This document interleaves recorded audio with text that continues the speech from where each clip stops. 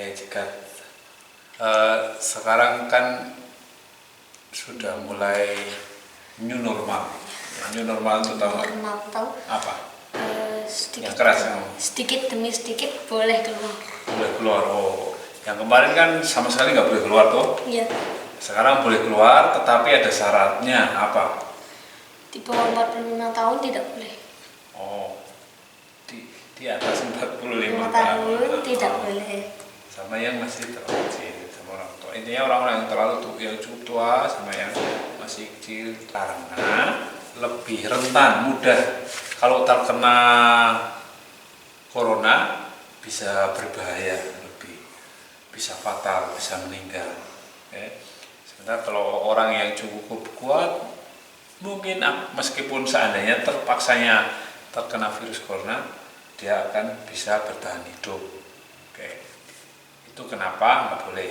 Jadi selain itu, selain orang-orang yang umurnya tertentu yang sudah lanjut, sebaiknya tidak keluar. Yang boleh keluar rumah, dia harus pakai apa? Masker. Harus lalu pakai masker. Face shield. Atau face shield. Ya. Kalau 45 tahun boleh nggak? Kalau 45 tahun kan sebaiknya tidak boleh peraturan pemerintah. Tidak boleh untuk jalan-jalan. Tapi kalau ada hal-hal tertentu yang penting sekali, ya mungkin dengan tingkat keamanan yang diperketat, ya. Gitu. Ketat apa itu? Jadi misalnya naik mobil sendiri, gitu, di dalam mobil aja, aman toh, nggak keluar-keluar. Intinya menghindari bertemu dengan orang banyak, menghindari kemungkinan bisa ketularan. Oke? Nah, jadi pertama orang yang usianya itu nggak boleh. Yang kedua pakai masker atau face shield. Yang ketiga apa? Dengan new normal itu selalu menjaga jarak. Menjaga jarak. Oke, jarak sekitar berapa? 2 meter. 2 meter. Jadi jangan empet-empetan, kalau dimanapun jaga jarak dengan sekitar. Tapi kok ada orang-orang nggak mau jaga jarak? Ya, tadi kita beli sesuatu ya, masih banyak yang belum disiplin untuk menjaga jarak. Kita mesti berhati-hati. Jadi kita yang harus menjaga diri kita sendiri, karena kalau tidak ya kemungkinan tertular. Kalau misalnya ada salah satu dari yang ketemu itu sakit, nanti yang lain-lain ketularan. Tadi aku tiba-tiba ada orang nabrak gitu. Ya. Aku padahal udah ngering kesini malah dia. Kamu udah minggir-minggir gitu ya, ya itulah. Jadi risikonya besar. Ya. Jadi kalau tidak penting sekali, sebaiknya jangan keluar-keluar, oke? Oke. Terus jaga jarak. Satu lagi apa? Selalu cuci tangan. Cuci tangan, oke? Cuci tangan dengan sabun, karena virusnya akan mati oleh air sabun. Gitu? Nah, di luar itu kita harus selalu menjaga jarak kan sudah tadi. Menjaga imun kita, memperkuat imun kita dengan cara menjaga kesehatan, olahraga, makan yang banyak, makan yang sehat, banyak mengandung vitamin, protein, ya. Oke. Itu secara umum yang disebut new normal. Nah, kemudian Jagat apa yang ada yang mau ditanyakan? Herd immunity. Jagat pengen tahu soal herd immunity ya? Iya. Nah, herd immunity itu apa? Jadi, nah sekarang ini kan COVID-19 atau penyakit yang ditimbulkan oleh virus corona ini hanya bisa teratasi kalau sudah ditemukan vaksin. Tahu vaksin nggak? Vaksin itu semacam obat, tapi bukan obat. Jadi kalau obat kan kalau sudah sakit terus diobati. Vaksin itu kita dikasih sesuatu sehingga tubuh kita kemudian menghasilkan daya tahan, imunitas atau daya tahan terhadap penyakit yang. Maksudnya tinggal ditaruh di sini terus lama-lama? Bukan ditaruh, ada yang disuntikkan. Jangan kan pernah divaksin cacar itu. ketika jagat di dalam tubuhnya dimasukkan zat tersebut, kemudian tubuhnya membentuk daya imun sehingga kalau ada penyakit cacar jagat kuat, nggak apa-apa.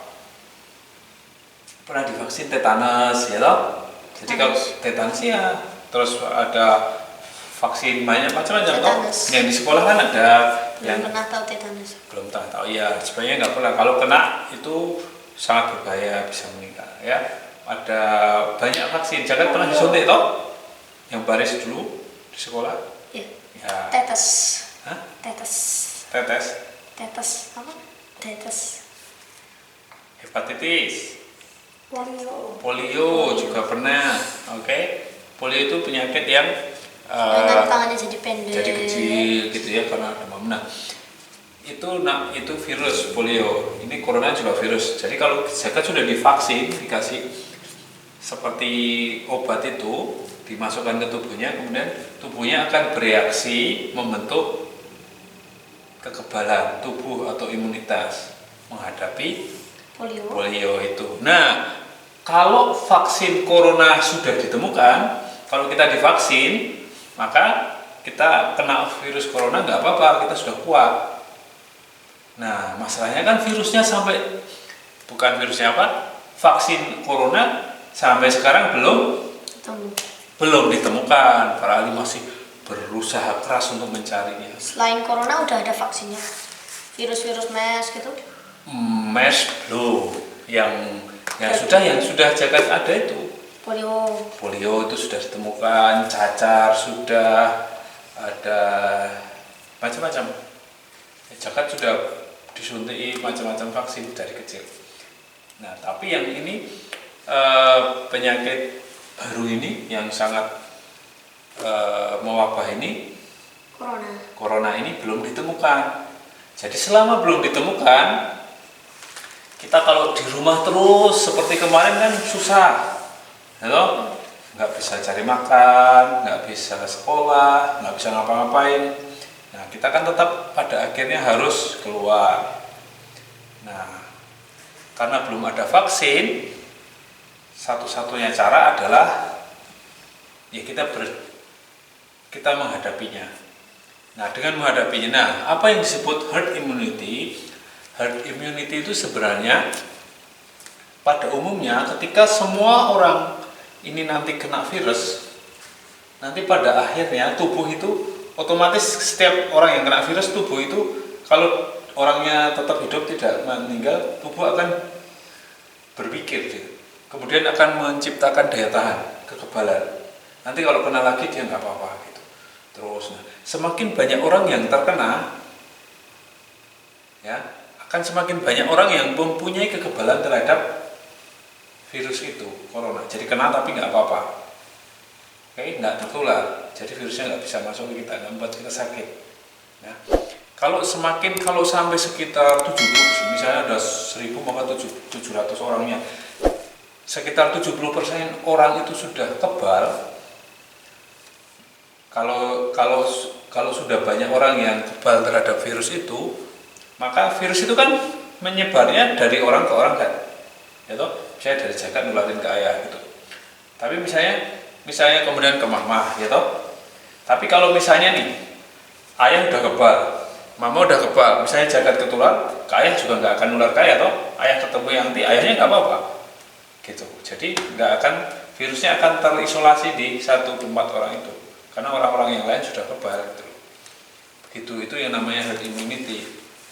Tetapi untuk sampai pada orang-orang mempunyai kekebalan alami itu tidak perlu dikasih vaksin, orang udah kebal sendiri.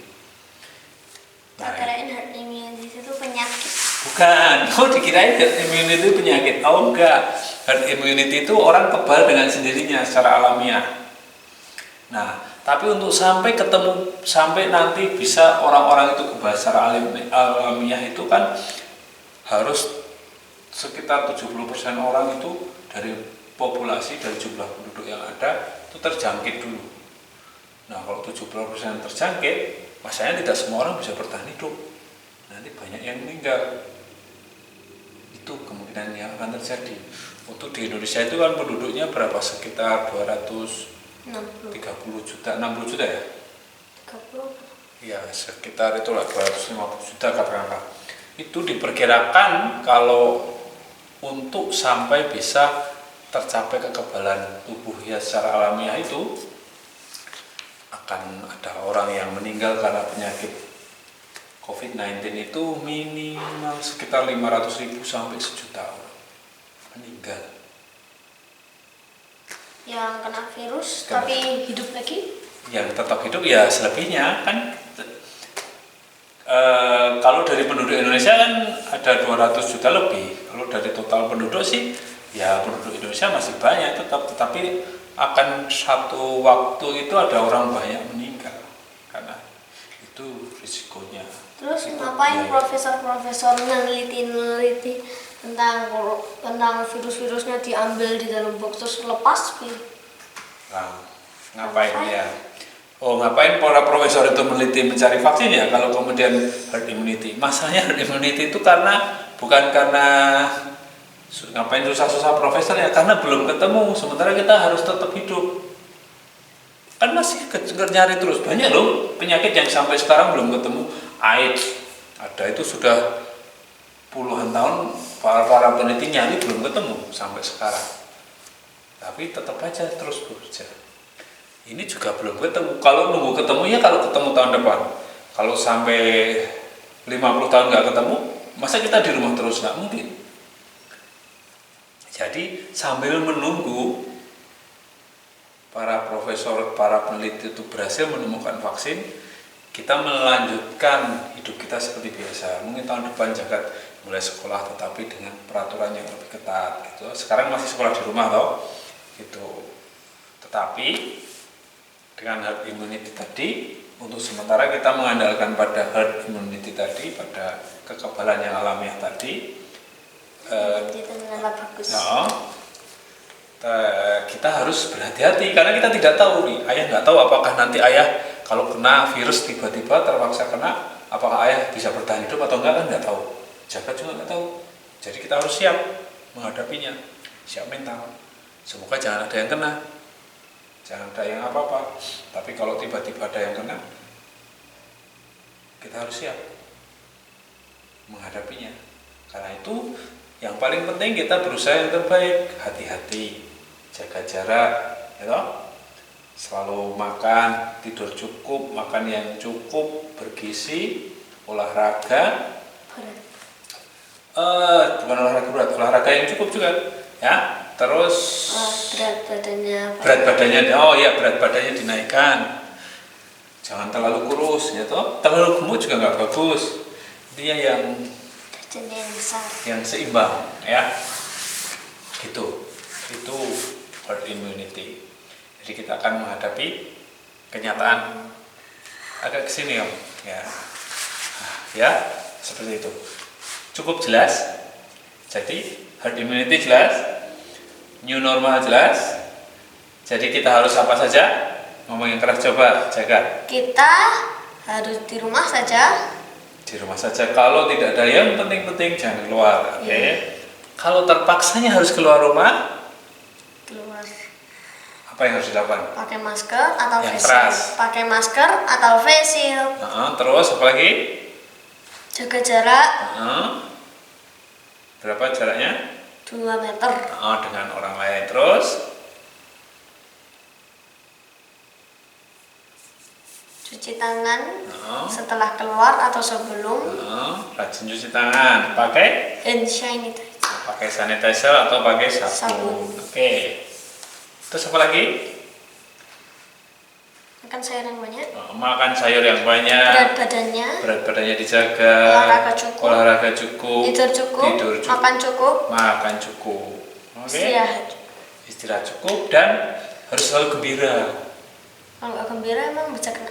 Kalau nggak gembira, kalau orang sedih terus nanti malas makan, malas ngapain, imunnya turun. Biasanya kalau orang sedih, orang marah gitu, imunnya akan turun, akan berpengaruh. Kalau gembira, itu ada hormon-hormon tertentu yang kemudian kita makan juga semangat, tubuh itu juga akan lebih baik. Ya, begitu. Oke. Sampai ketemu episode Atau berikutnya. ketemu berikutnya. Oke. Bye bye guys. Bye bye. Guys.